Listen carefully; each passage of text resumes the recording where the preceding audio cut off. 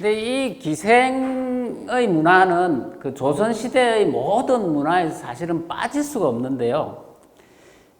특히나 이제 기생과 주로 어울리는 사람들이 지배계층이다 보니까 조선시대의 지배계층은 주로 뭡니까? 관리들이죠. 그 관리들의 일에 기생은 빠지질 않았다는 거예요. 관리들이 모든 행사나 뭐 이런 것에.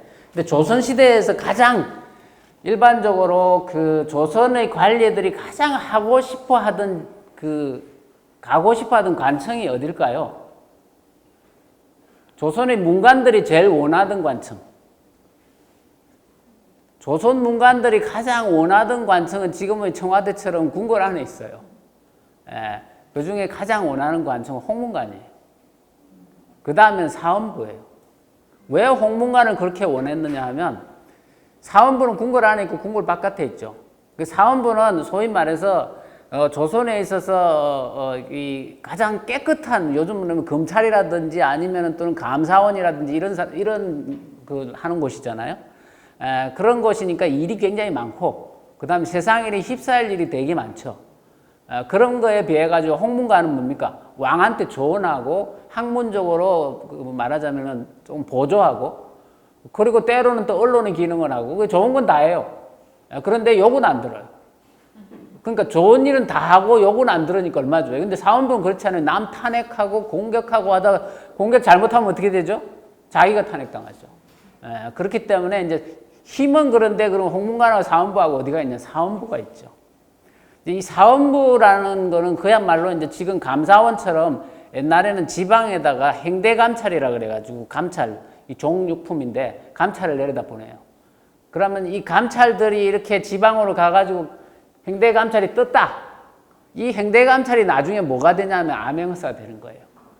암행의사가 없던 시절에 암행의사 역할을 하던 두 종류가 있는데 하나는 행대감찰이고 하나는 이제 찰방이라 그래가지고 역참이라고 있어요. 그 역참의 우두머리가 찰방이에요. 이제 그런 역할을 했는데 진짜 힘 있던 사람들은 행대감찰이죠. 근데 행대감찰이 떴다 그러면 감사도 벌벌 떨고 군수, 현감 다 벌벌 떨죠. 무슨 책을 잡혀가지고 무슨 일을 당할지 모르니까. 그러니까 지방에서 어떻게 하겠어요? 행대감찰이 지방에 왔다.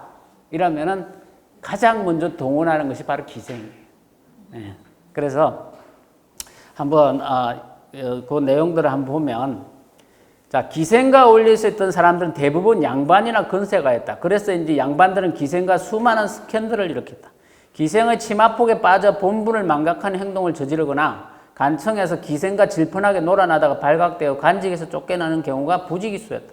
심지어 지방관을 감시해야 할 감찰관들이 기생 접달을 받고 지방관이 잘못을 눈감아 두다가 발각되어 처벌되는 일도 적지 않았다. 권력이 힘을 발휘하는 곳에는 늘 기생이 있었고 청렴의 대명사로 불렸던 청료직이라고 있어요. 그러니까 조선시대에서 가장 깨끗해야 될 직책.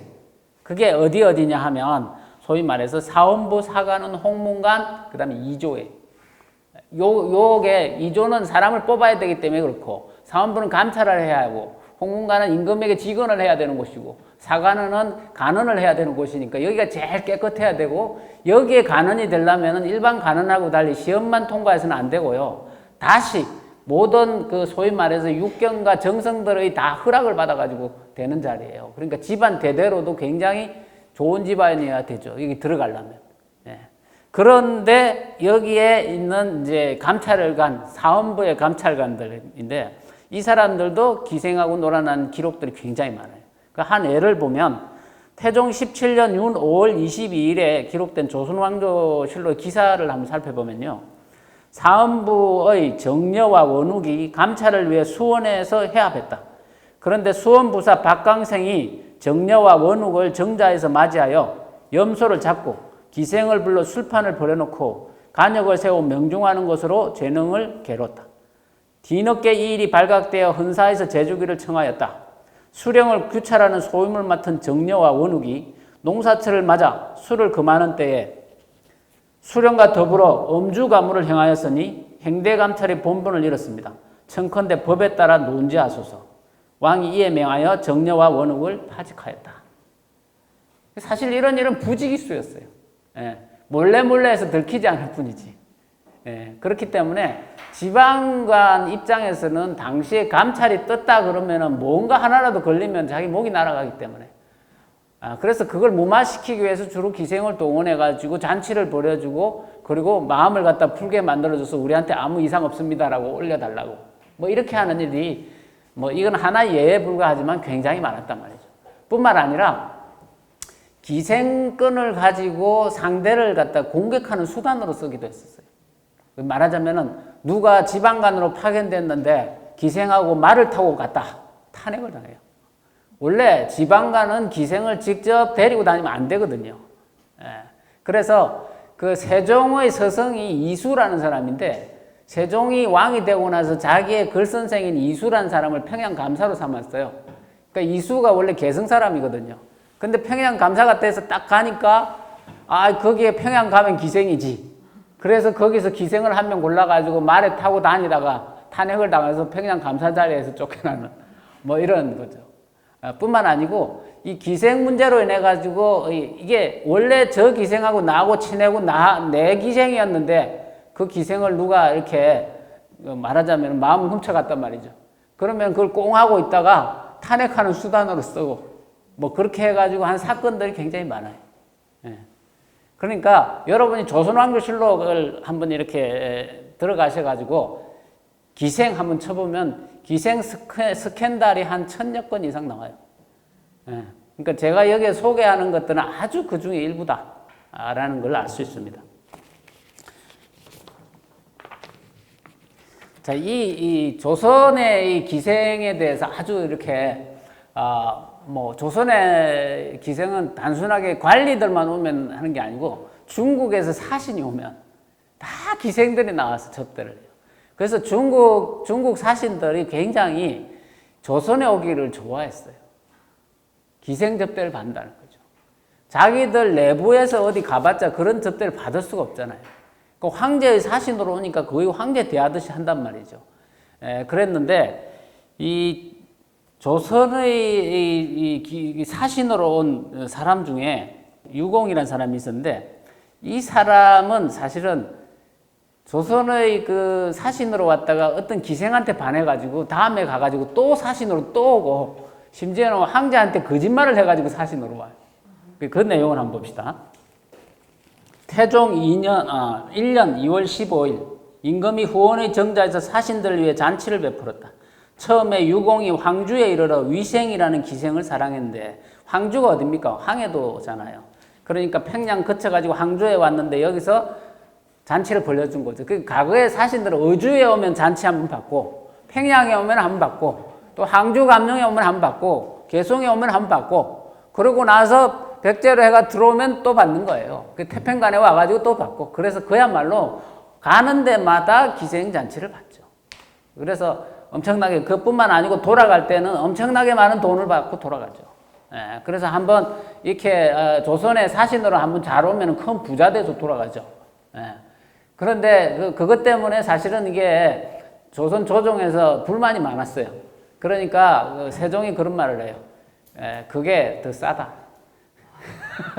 말하자면 그 사신 잘 달래가지고 보내는 비용은 얼마 안 들지만 그 사신이 가가지고 말 잘못해가지고 그쪽하고 명나라하고 관계가 나빠지면 엄청난 비용이 들어간다는 거예요. 그렇기 때문에 그 정도 해줘라 뭐 이렇게 하는 거죠.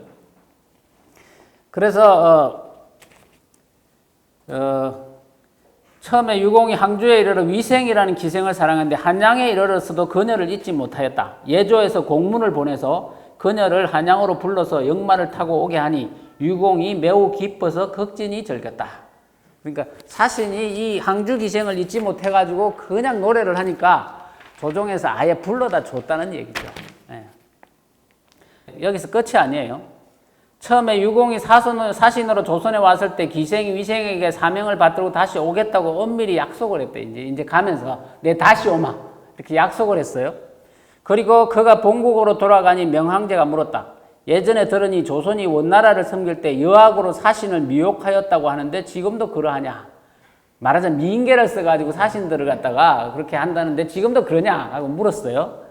그러니까 유공이 대답했다. 지금 조선의 예학은 명과 다름이 없습니다. 그런 일 절대 없다는 거예요.